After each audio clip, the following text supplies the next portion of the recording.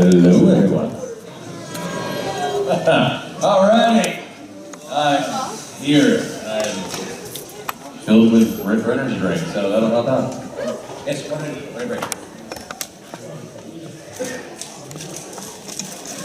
Yeah, for those who ask the question, Mercer is signing. She'll be signing with me during my signing, so signing. I really like saying signing a lot. So hi, everyone. My name is Matthew Mercer. I'm a voice actor from Los Angeles, California. This is my first time in Ireland, so thank you so much for having me out. It's really excited. Thank you. I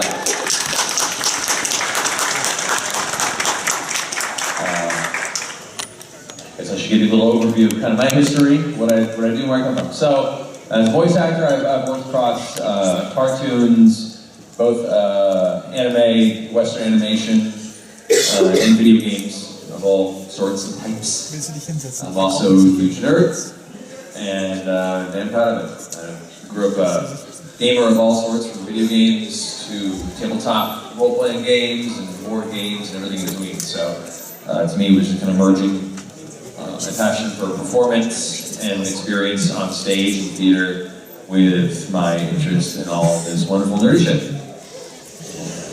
Over a very arduous, difficult, and how do I put it? What's the term I'm looking for? Oppressive career path that is being an actor in Los Angeles.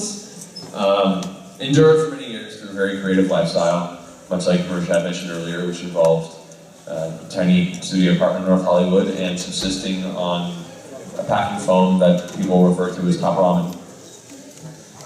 But yeah, so projects I've worked on recently, let's see. Do something else. For those who played Fallout 4, I voiced McCree, Paige you can pick up and get angry for Caroline junk around. Let's see, there's also a Final Fate which just came out, where I was, there we go, it was Ryoma, Lobster Lord apparently. That's the term I'm keep kidding. Not out here yet? 2 months, okay. And then character name is Zama and Shigure as well. So that are those.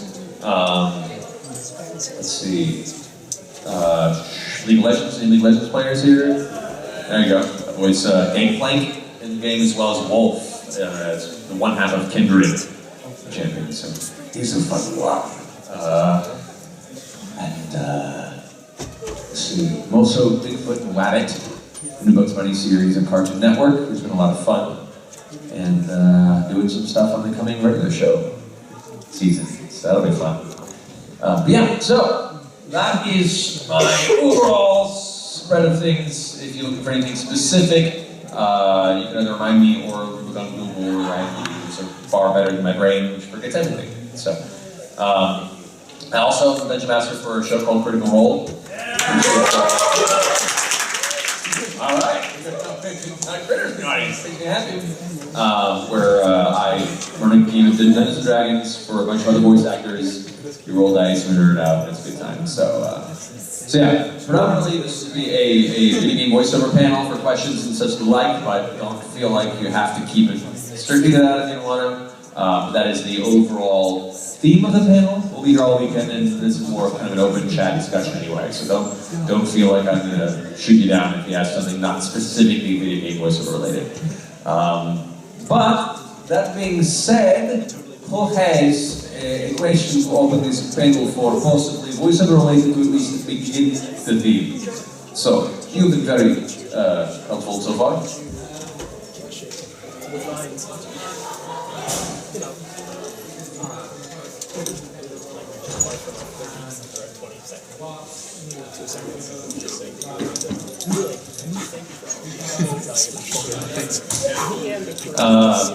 Nintendo's a huge, part of the term, was a huge nerd owner for me.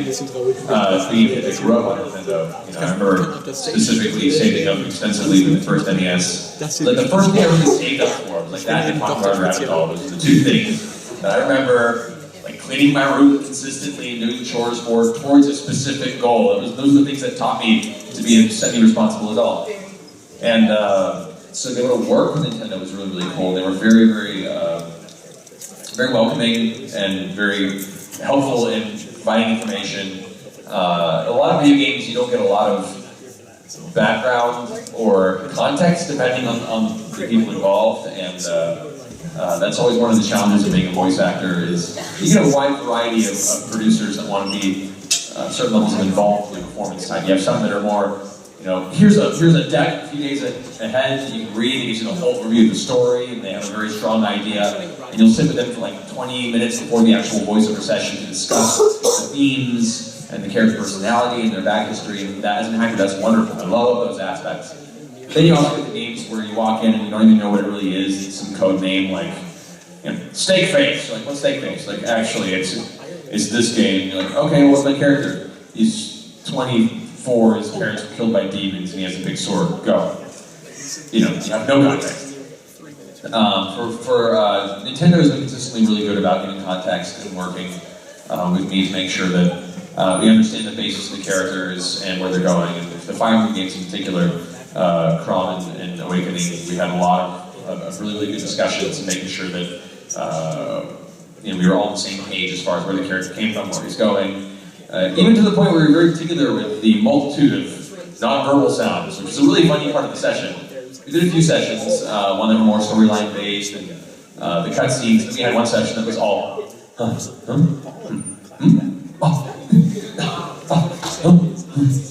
for 4 hours. So that was interesting. To your second question, working on Stardust Crusaders. Let me preface this with, and I'm dating myself here. My very first anime convention as a fan was Anime Expo 1997. And I was blown away from things like these conventions existed, period. It was crazy. And I walked into my first video room, and they're playing the original OVA JoJo showdown between Jotaro and Dio. And I didn't know what I was watching, but it blew my mind, and I immediately sought out the DVD of it on the floor. And I got obsessed with the series at that point. And to the point where I even imported the PS1 fighting game before they eventually released it here, and I was like, oh, well, I wasted that money.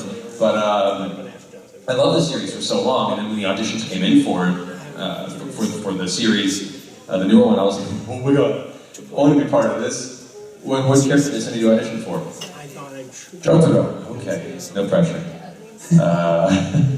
And then I booked it, and I was really excited. And also a lot of pressure on you at that point, because the series has been around for so long, and it's one of the more popular characters of the series. You're always waiting for the internet to jump out of the bushes and stab you and be like, you ruined my TV, my husband, no, why? Thankfully, this hasn't gotten to that point yet, and people seem to be kind of happy. That was also a test out. They were seeing if there was interest in the Western audience to bring JoJo over, which anyone who's seen the series is like, of course! What's wrong with you? Please, bring it over! So, the test out seemed to go very well, and they decided to then go and start from the beginning and do the whole series through. So, the good news is, yes, they're bringing it all over. The bad news is, that meant that we didn't do anything beyond the test out because we're waiting for them to catch up with everything else. So now I'm just sitting here going like, cool. Whenever you get back to Stardust, they'll be ready or waiting to ora. I don't know. Yeah, so it's been a lot of fun. Next question. You see right there, it's a green cape from some series I don't recognize. Okay, basically, sorry. It's your birthday!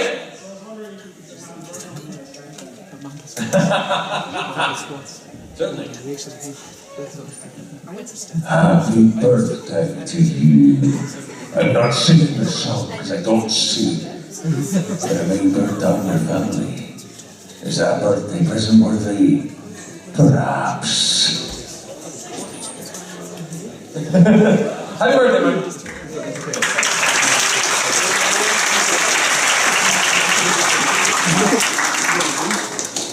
That was a funny one too. So we went into audition for game playing for the relaunch of his story and character model. The audition process. So like, all right, come, no notes, come in, and I go in there and I do the classic piratey kind of character sound, and still keep it kind of, honed and realistic and midway. Like, no, don't do that, don't do that. No, nothing piratey, just dark voice. Okay. do my read, leave, book it, come into like, okay, no, we're going back to the pirated thing, we like the pirated thing, bring it back out. So that felt better for me, because, what's things like using sounding pirate, made me happy. What is my favorite Legal Agents character? Can't talk today, I do this for a living.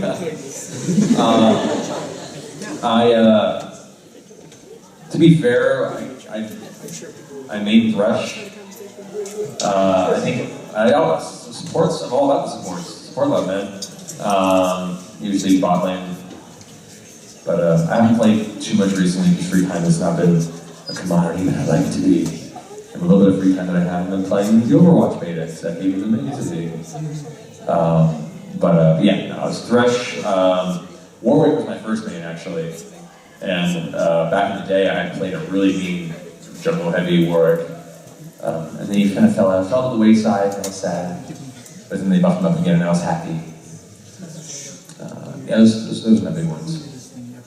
Somebody else who was Kog'Maw, I think actually I was pretty good with for a while. As much as a person can be really good with that character. Let's put a question about this.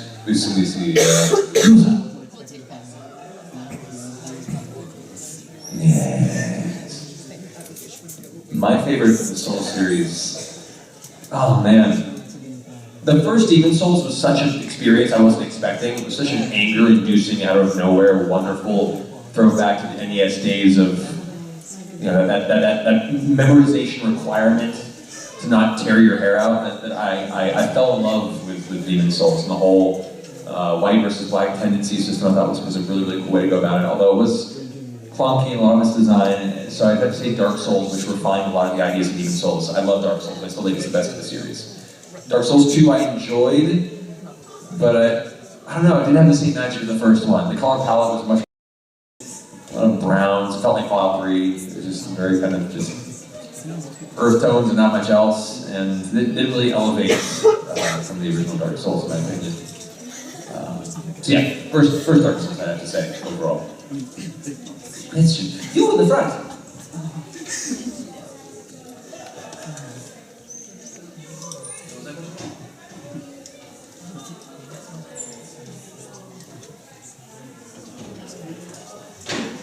I apologize. I'm back here, so that's good. Oh, okay, gotcha. So how was that such a gloomy, generally ash-faced character as Levi? It was a fun change of pace for me. Now, when I first saw the series, or heard of it, I didn't really know what was going on with Attack on Titan. There's a bunch of people at the convention that all have the same uniform on and these giant packs on their sides. I was like, oh, what is this craziness? Because it's everywhere. And so I watched a trailer, and I was like, oh, it's big people eating little people. That's cool. It wasn't until the series got to Netflix, and the auditions came out for it, from Funimation. I read for 3 characters, one of which was Levi. And I hadn't seen the series yet. After I sent the auditions off, I decided I should probably watch the series, at least the first couple episodes, to get a feel for it, in case any of this goes forward. And I remember sitting down on my couch and going, okay, all right, we go ahead and watch a couple of these episodes. Smash cut 8 hours later, I marathon the entire first season.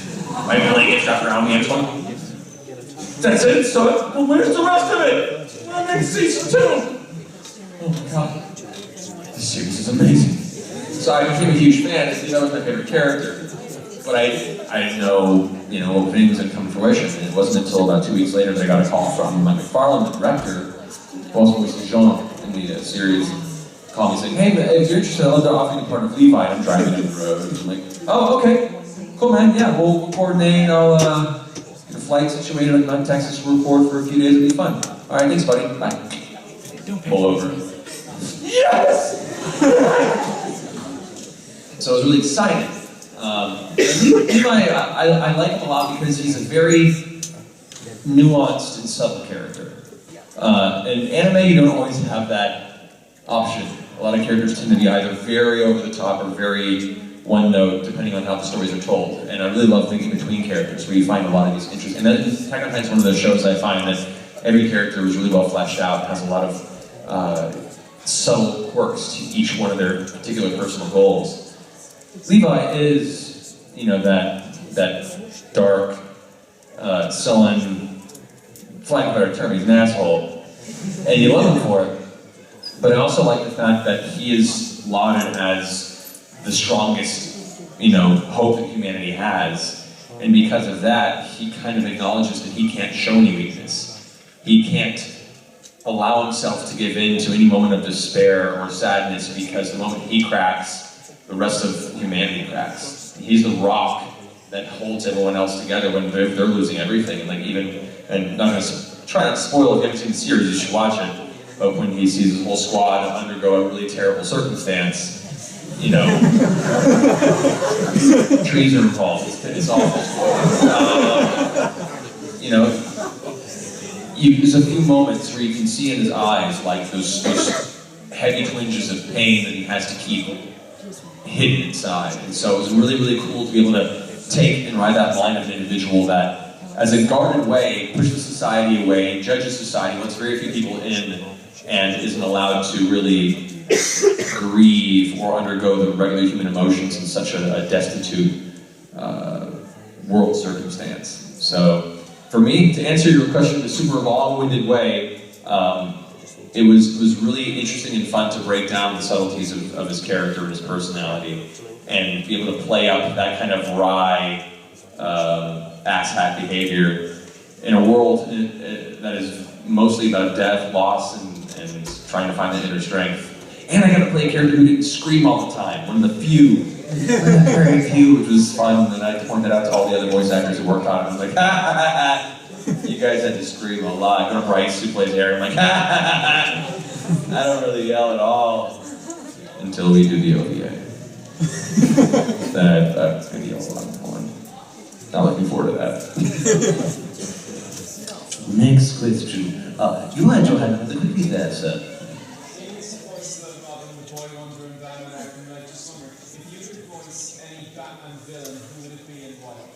If I could voice any Batman villain, and why? Everyone wants to lead Joker, but no one wants to follow Mark Hamill. He's so good and defined the character so strongly. I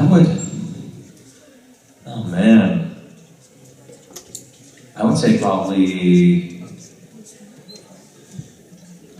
Mad Hatter. I just think, well, he's such an intricate and strange character with the tragic story, and I'm a big fan of kind of the strangeness of the whole Alice in Wonderland aesthetic and his obsession with it, and the kind of self-loathing that he keeps instilled with his persona the whole time. So, if I had the opportunity, that'd be a great character.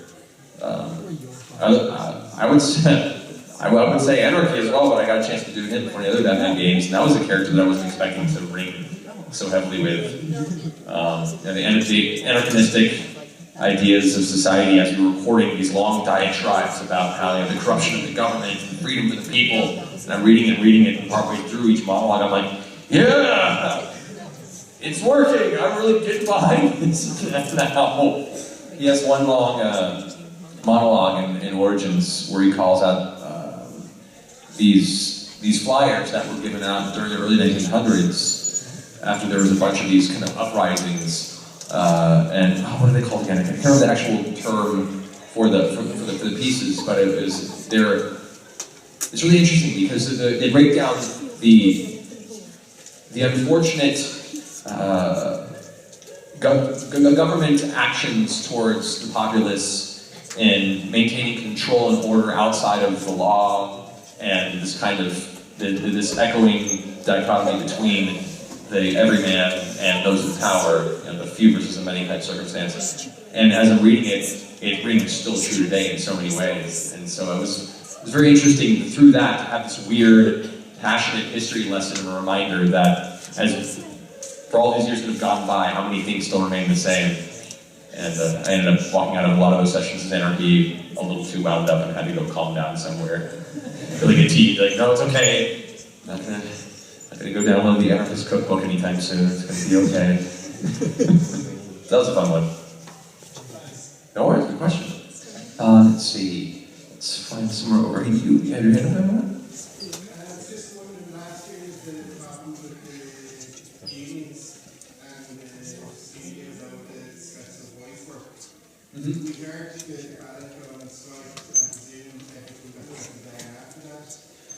It's still in process.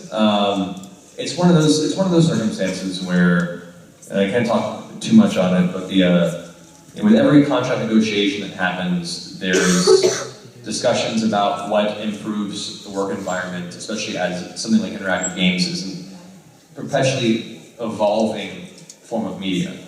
And while the storytelling aspects of gaming continue to improve and progress and grow more towards the cinematic, more involved form of storytelling, the demands and the difficulties for the performer also tend to follow that same path of being more involved. And I can tell you how often I've had sessions where I've lost my voice for days on end and lost work because of it, and there was very little conversation about that coming up for us to prepare for it.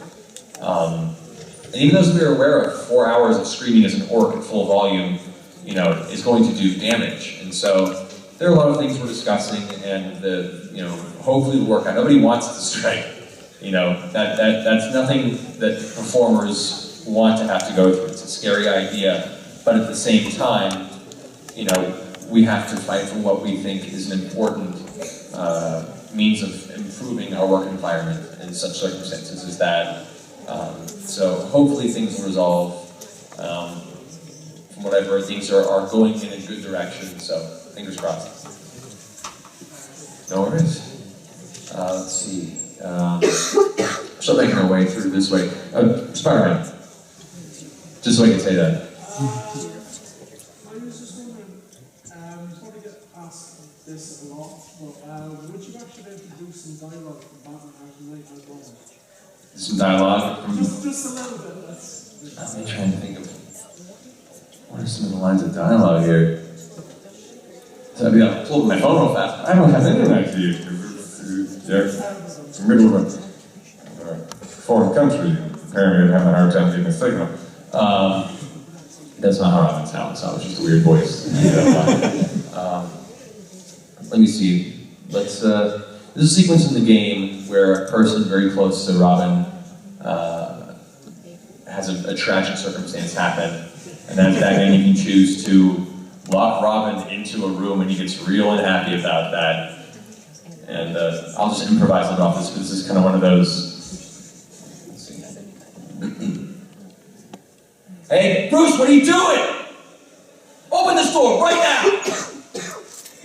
I can't believe you're doing this. Open this door! What, are you scared? Hide behind the mask? I can't believe you. There you go, just a little intro.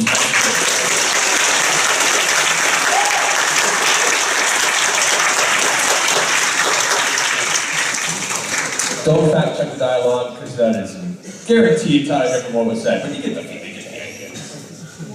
That was a lot of fun. That was a huge honor to work on that game. And getting to meet Hamill, getting to meet Kevin Conroy, who is forever my Batman. Like, forever. So yeah, it was really cool. All right, let's go ahead and move. Let's get one. You, sir, here in the back. Sorry, I have two questions. One quick one that's going to be great there. Can you sign me an Easter? Yes, I can. Brilliant. And the second one, for Clara's awakening, what's with the pies? What's with the what? Pies. The pies? Yeah. What is it? The romance talks and that. It always comes back. Oh, the pie talk? Okay. That's... Sometimes translators have a fun time with subtle conversation bits. We're behooving script-wise to whatever they put together. I don't really know what the pies, the perpetual pie references inclusion is. Oh yeah. Well, it's one of those circumstances where I don't know if that's the original Japanese translation or if that was an element of the conversation that just didn't translate over culturally well, and so the the translator didn't know what to do and they decided they were hungry that day. Also possible. But pies are always universally funny and fun anyway, so you can't really blame them for that. So I don't know the full circumstance for the pies. For the same reason why I'm not quite sure why the director Patrick Seitz made me look him in the eyes when I had to record the confession speech as Crom. Largely because Patrick is a dick and enjoys making me awkward in the booth. So, yeah, some mysteries remain in the universe for all of us. I'm sure there's an answer somewhere. We have to contact A4, the studio that did the actual localization. John, who's a producer on that game, and I think did a lot of the translation. I'll have to ask him. I'll see if we can find an answer for you. No worries. All right, yes. Oh, Moggy, yeah.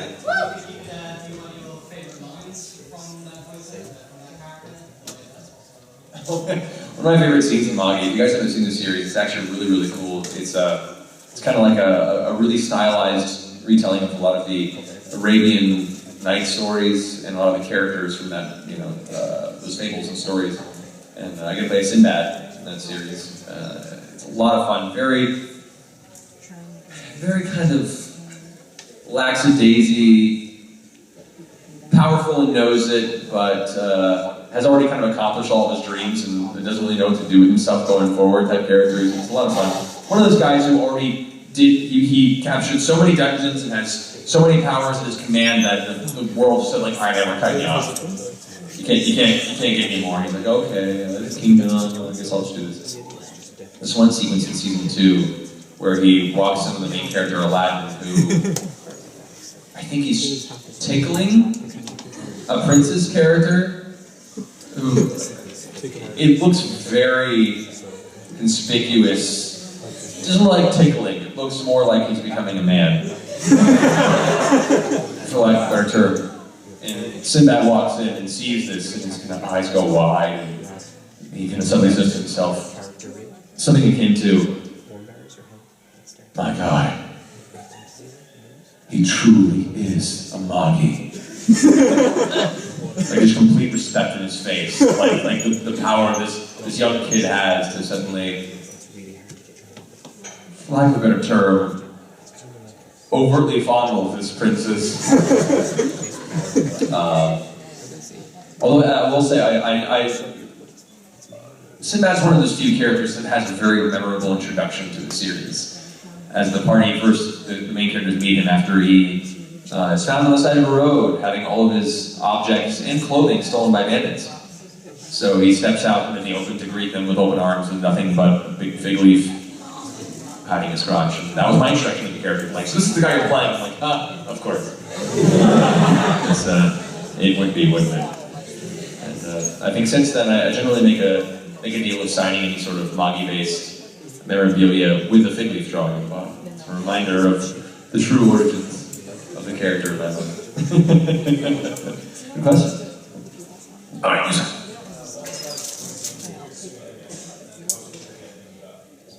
For those who haven't seen Fate Zero, highly recommend it. It's one of my most proud series, I will say. The question comes up, like, which character, what series are you really, really fond of? And, there are many, but I think Fate Zero is just overall such a fantastic story, such incredible animation, such incredible music. It's just such a wonderfully intricate and morally gray progression of all the characters. Every character arc is in its own right very intricate and messed up.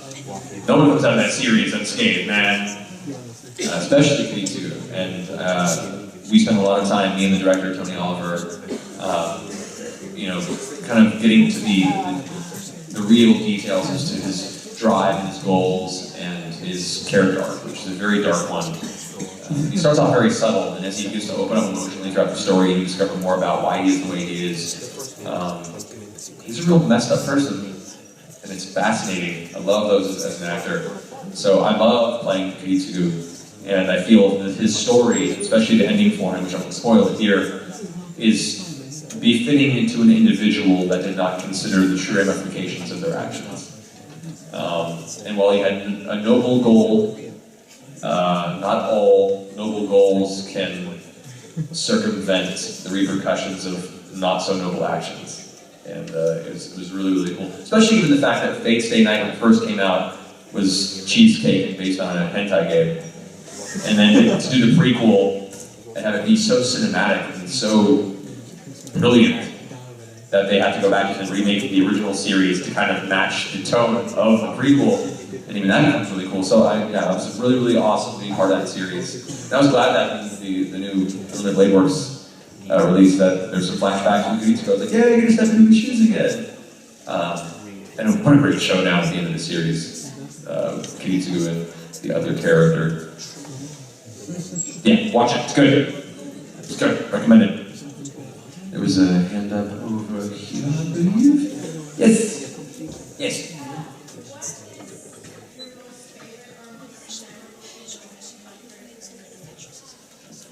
Oh man, most favorite or memorable piece of dialogue I've done for a series.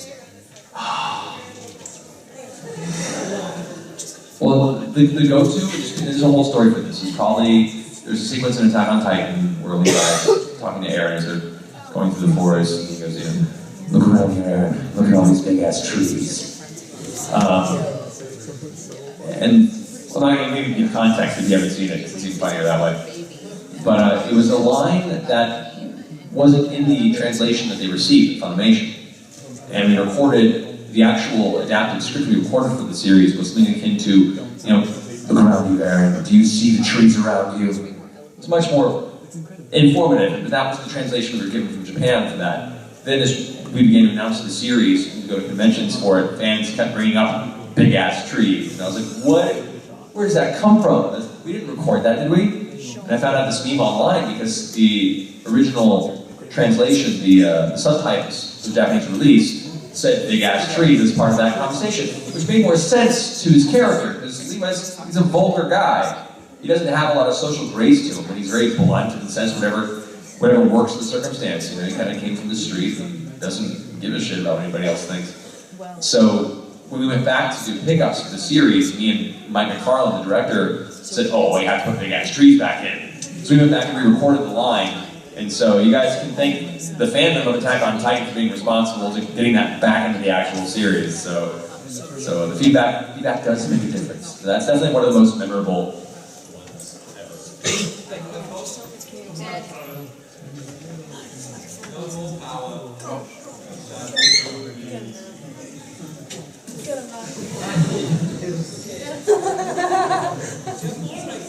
I can talk a little loudly so we get the mic up. There's another one. Yeah. What? Back up, that's crazy talk. Testes 1, 2. It's working, oh my god. That's funny. Alright. Well, I'm going to start right there.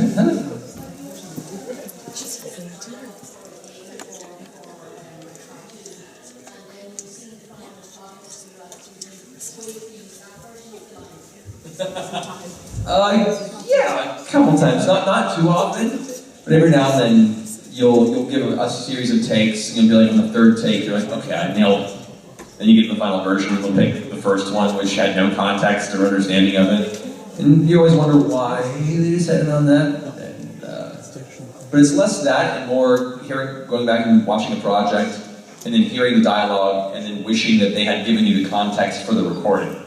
Like they'll tell you, like, oh yeah, you're about 10 feet from a bad guy, and you're telling him this, and you read the line, and you go and play the game or see the actual scene, and you're 10 feet from the guy telling him this while the world's on fire, and there's a giant demon that's behind you, ready to be like, oh, the stakes are a little higher than what you told me, buddy. I might have been a little more invested emotionally in the sequence if I had that context. Thankfully, it doesn't happen too often, but every now and then you do look back at the final product and you're like, oh, why didn't anybody tell me? That would have been a good note to have.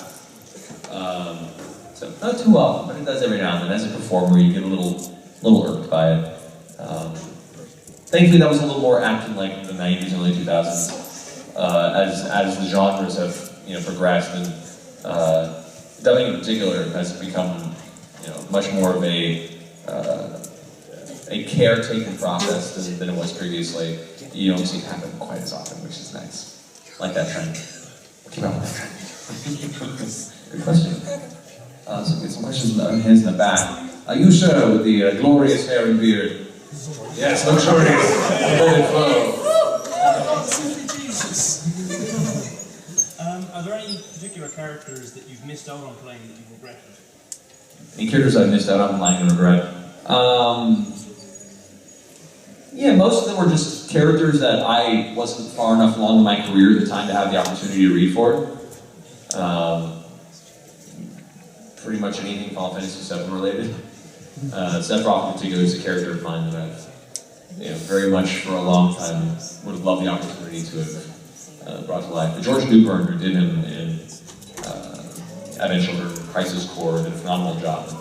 If for whatever reason he can't reprise his role in the remake, I mean, I'd be happy to. Accidents happen all the time. Breaks don't work. No. But that one I would really relish in. I did read for Laguna in Dissidia, and they brought him over. Laguna was my favorite character from Final Fantasy VIII, and that worked out. I was very sad about that. It does happen. You get so many auditions that come through, and as an actor, you kind of can't hold on to that performance because there's so much rejection, that if you really sat there waiting to hear back on each audition, it would crush your soul. You just get used to doing the audition and letting it go, and looking forward to the next possible opportunity. Therefore, if it doesn't happen, you've already forgotten it. If it does happen, that's a great surprise. It's what keeps you sane in this very insane industry. But every now and then you get those few reads, those few projects that you're like, oh, it doesn't happen. I've had the opportunity to read for a few fantastic cartoons that didn't come to fruition. I mean, kind of sad superhero stuff that I grew up with. I've had some great opportunities. I've been able to play Iron Man, Tony Stark, in a few Marvel projects. That was a lot of fun. I recently did Captain America in a Netflix Christmas-related adventures. Very interesting. That was a lot of fun. Got to work with some great people on that. I've gone out for a few superhero characters that are very dear to me from my childhood. Didn't hear back. It was no, one day. That is the way the industry works. Let's see, let's get to even more happens now. I'll try to get through as many questions as possible, so I'll move as quickly as possible.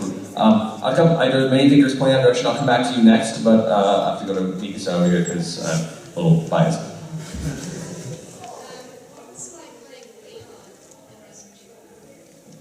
It was awesome playing Leon Resident Evil. I, as a gamer, played through all the Resident Evils growing up, and so I was a big fan of the franchise anyway. Survival horror kind of started with the first one, largely.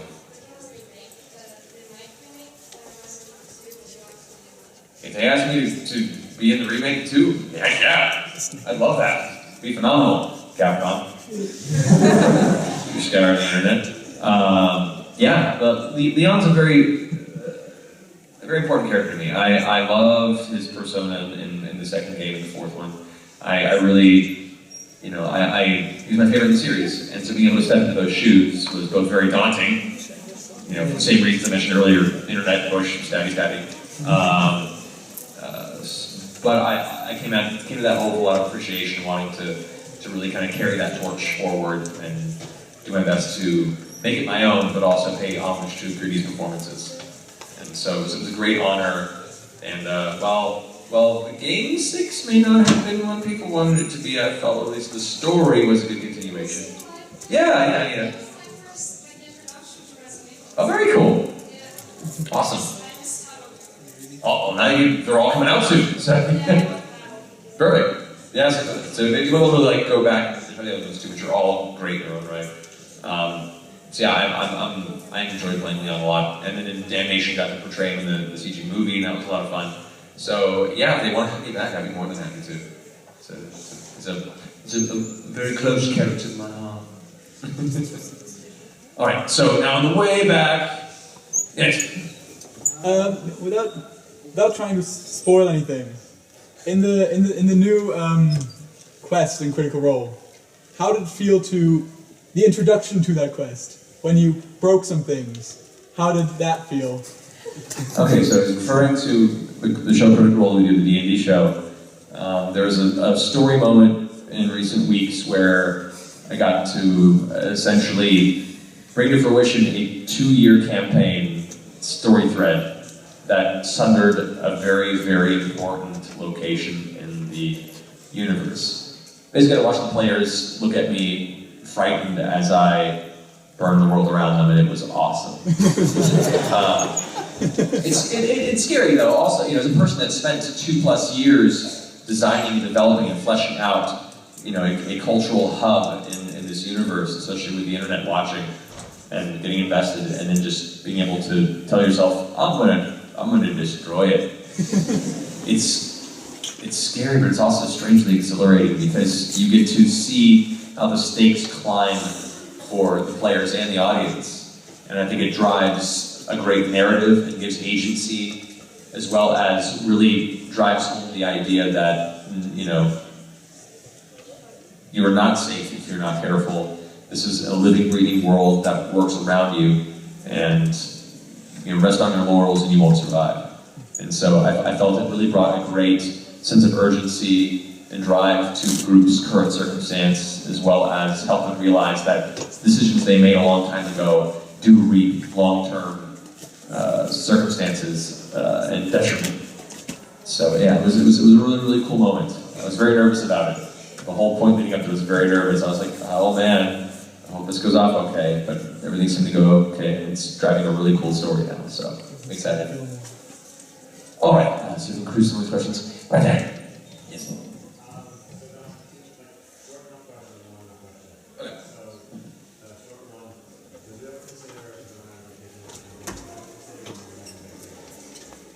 Consider using Lego Man figures? Hell yeah! For using miniatures in your game, which you don't have to, by the way, and actually a lot of the RPGs that I enjoy playing, I don't use battle mats at all, or miniatures. I like to keep it all kind of in the mind's eye. But that only works when you have a small number of players. My current group in Critical Role is, consistently 7 players, and that's way too many to keep track of, both for me and them for spatial awareness, so battle grids are much more useful then. And then for doing that, it helps to have miniatures, but they don't have to be anything fancy either. You just need something for examples. Paper cutouts work fine. Some people just set up dice to represent certain creatures or characters. Lego Men I've seen used before to great effect, because one, it's really easy to build a very terrain piece, but you also have a great perfect size miniature to represent the characters, so heck yeah, go for it.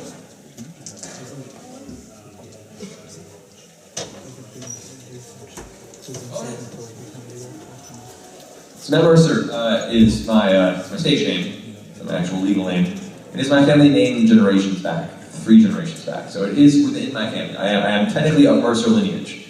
The reason it was chosen, the name changed, was because when you become a professional actor, you join the Screen Actors Guild, you have to have a unique name that doesn't overlap with anything else. And so when I went in with my legal name, there was already 7 different variations of it registered with the Screen Actors Guild, and it was going to get to the point where it was going to be very confusing to differentiate between. And so I wanted to find a title that was close enough to my legal name, which is Miller, so where my ear would pick it up, and it would be easier for me to hear, and know that was referring to me, but also different enough to where it stood out and still have some sort of significance to me and my family, to where I didn't feel like I was just pulling something out of it either. So that's kind of where Mercer came from.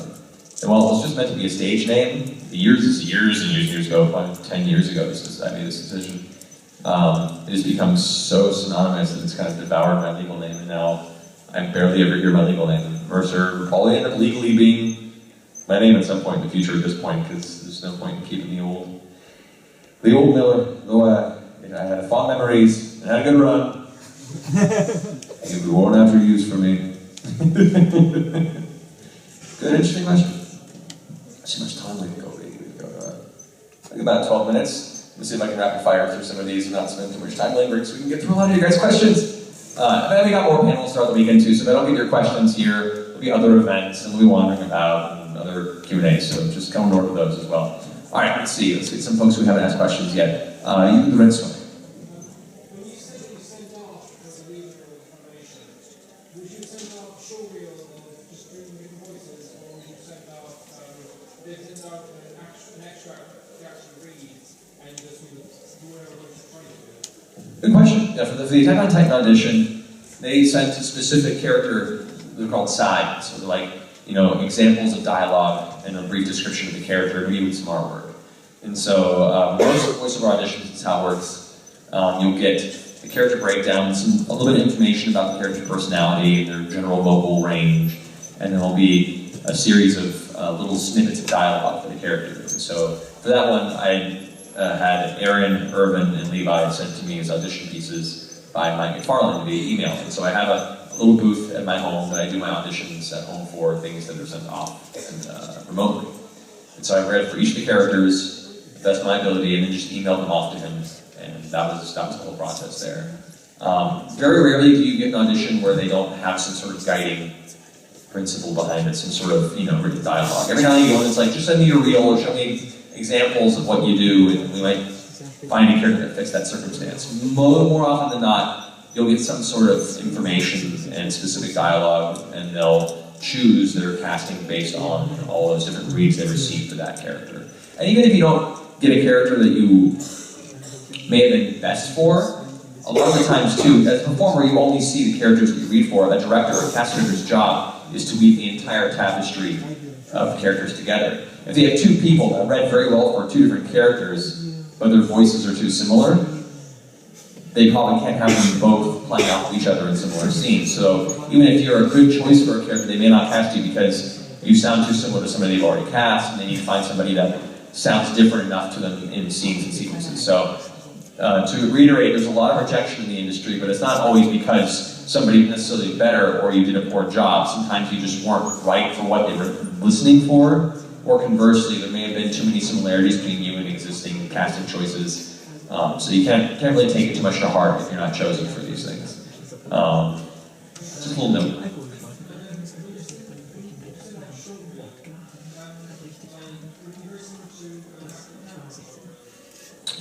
You can, for voiceover, usually you have a demo reel which is just audio only. It's about a minute to a minute and a half, short 8-second segments, generally starting with your normal natural speaking voice, and then you can move on to different character voices and dialects, and depending on the genre, you can change it up more. Like I have animation and an interactive reel, so for animation I get a little more zany, a little more, character voices and be a little more strange, and for the interactive, it's a little more cinematic sound, so there isn't so much kooky variation and more just natural dialogue.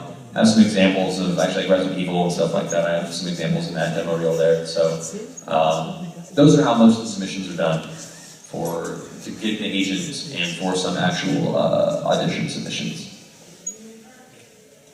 For interactive. Interactive is for video games. For any sort of media that there's a player who controls it. So since a lot of cartoon media, especially for like the Nickelodeon, the Cartoon Networks, those are a little more over the top, a little more zany. They don't want to hear the more straight cinematic reads, whereas for a lot of video games, they want to hear a little more straight cinematic and not so much the kooky. That's a good distinction to have. You don't have to have them separately. You can have examples of both all in one reel. That's totally fine. I had that for many years. I had just one reel that had kind of a little bit of each. I just eventually decided to differentiate because I had the time. Good question. All right. So if we can get some folks on to ask questions, you've been typing in for quite a bit.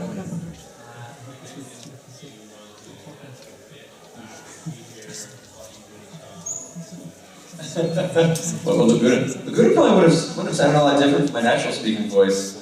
He's a relatively relaxed guy. He gets a little nervous around particular ladies. But yeah, he walks around with his friends. They're a little silly at times, and he eventually becomes a political figure who doesn't quite understand how he got to that point. But yeah, Laguna wouldn't have been too far from my natural speaking voice. Maybe a little bit of a wisecrack grin to different deliveries, except when he talks to Squall, that gets that weird time and shit. Obviously, it was a strange storyline. Y'all want to sing Orphanage, really? Really? Yeah, I know. And for those that play Final Fantasy VIII, it's a good game. I think it got a bad rap overall, but it had its quirks. I remember it's one of the few Final Fantasy games I felt were like most population hadn't been killed off by some disease. Because I felt like every town had 4 people. It's like total population in the entire world was like maybe 100. It's like, man, it's a really sparse humanity-based population in this game. So yeah, quite a bit to Kelly Bar from that. All right, let's see if we can get a few more questions. With blue dress.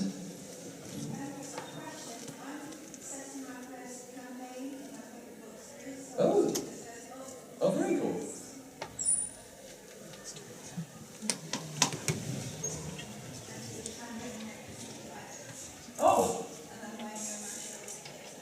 Oh, thank you so much.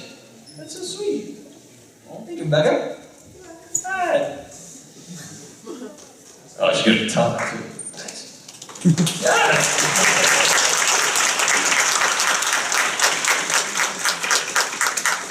Alright, I'm getting the campaign going.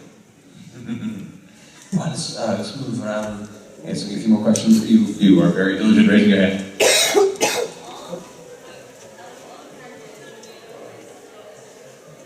Out of all the characters that voice, which is my favorite? It's a hard question to answer. I like so many different characters for so many different reasons.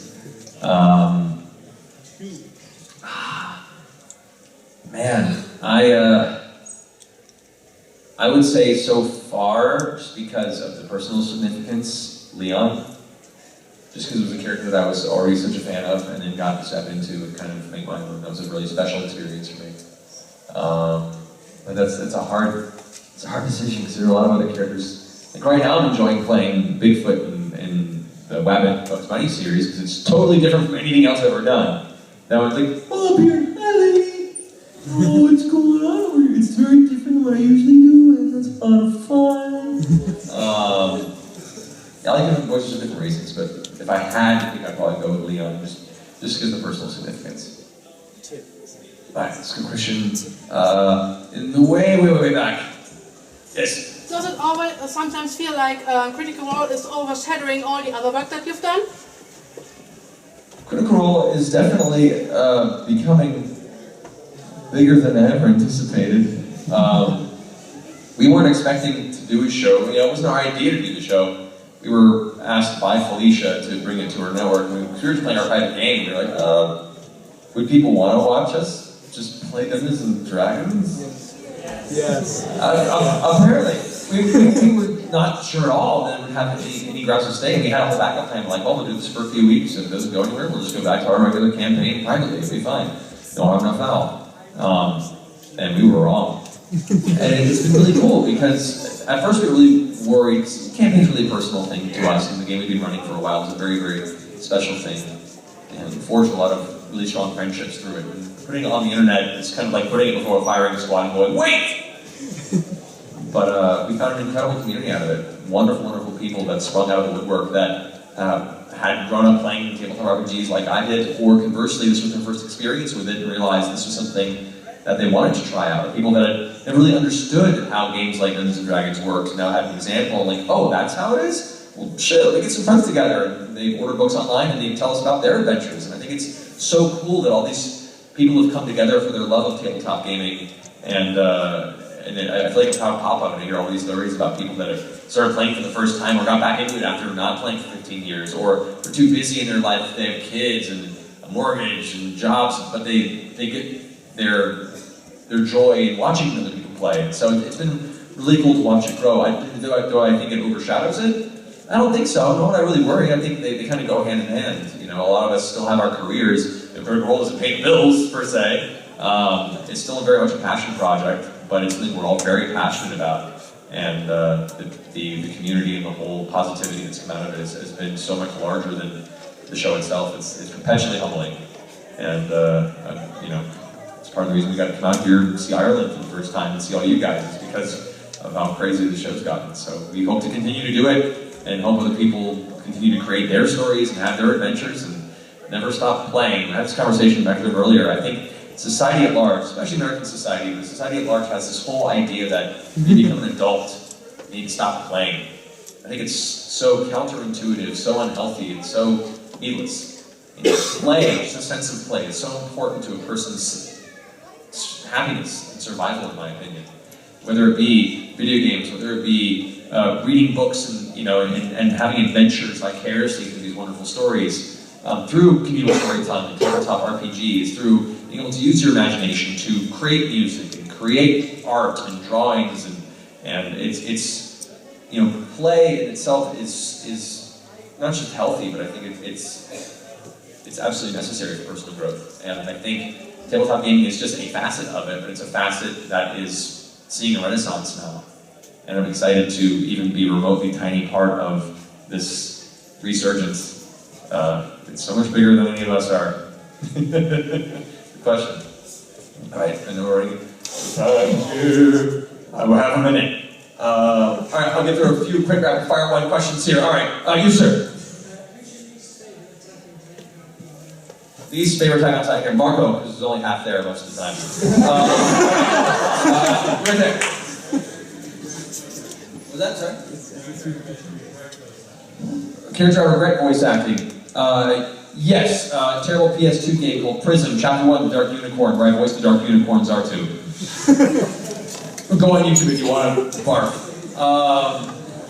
With the black turtleneck.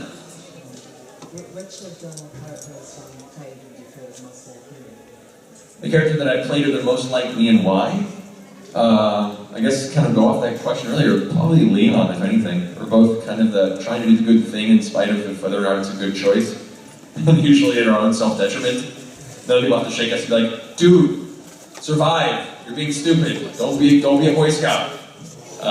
So I definitely kind of feel that, and didn't help either that when I went in to record for it, my hair was a little shorter and I had a flag on the jacket on, and the director, Mr. H, of all the Resident Evil, was like, you look like Leah. I was like, oh, I'm sorry, I don't want to be that actor who's like trying to become the character. It was purely accidental, let's not make this weird. But yeah, I definitely feel a kinship with Leon more than most, so. All right, so any questions up here? I haven't asked any questions yet. The green hair in the back.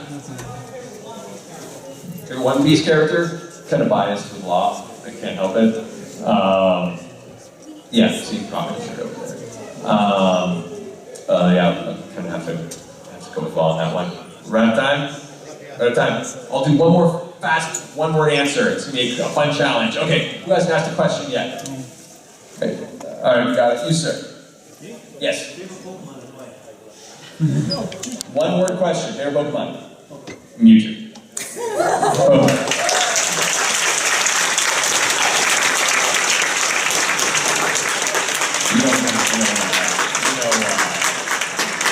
Thank you so much for coming to the Silly Q&A panel. Excited to be here. We'll have other events and panels and signings throughout the next couple days. Stick around, have fun here at ZukaCon. Drink, be merry. I'll see you around.